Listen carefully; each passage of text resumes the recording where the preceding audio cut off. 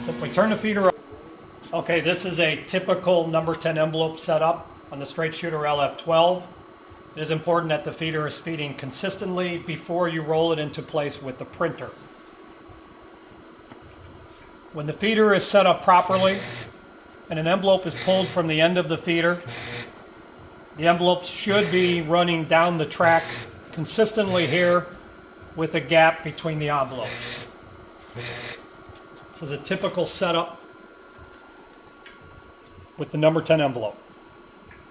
You can see here that the belts are spaced out near the paper guides. On the outer two belts, of course, the center two are fixed position. Very important to make sure that this feeder is feeding consistently before rolling it into position with the printer.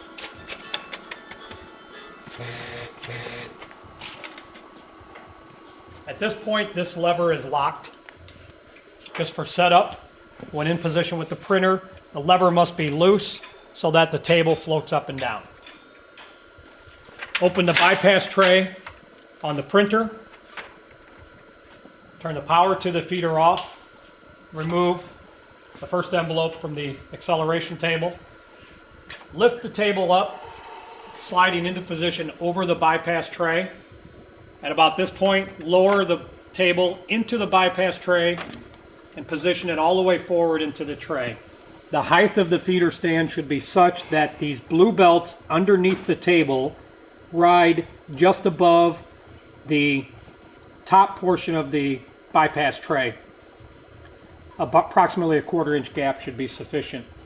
This way they don't rub on the table and the feeder is low enough to get a nice angle into the tray.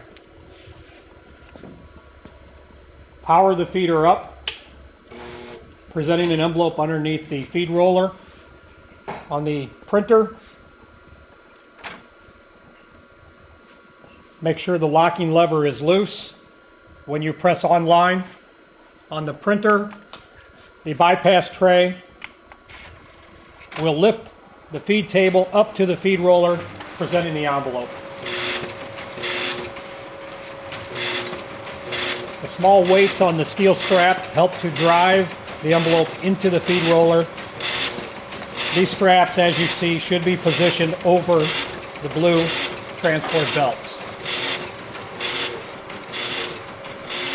Again, you're looking for a consistent gap here between the envelopes. That gap can be adjusted by moving the back wedge back, which allows the envelopes to drop sooner, closing the gap off, as you can see on the table. So if you move the back wedge forward, you'll create a larger gap between envelopes. We'll pull the envelopes out and show the method of separation. One envelope underneath the separators. You'll note here that the two outer separators are the only ones we're using. It's very important that they are positioned between feed belts, approximately a 1 1/8 inch gap between these two belts, with a separator between the belts, lowered until the envelope buckles slightly downward between the belts. That buckle will break away the envelope from the stack, and then we will reload the feed hopper.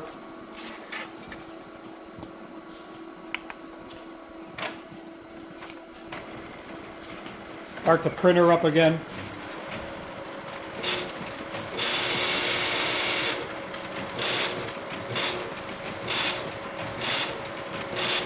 Once again, make sure that this locking lever is not locked, allowing the table to float.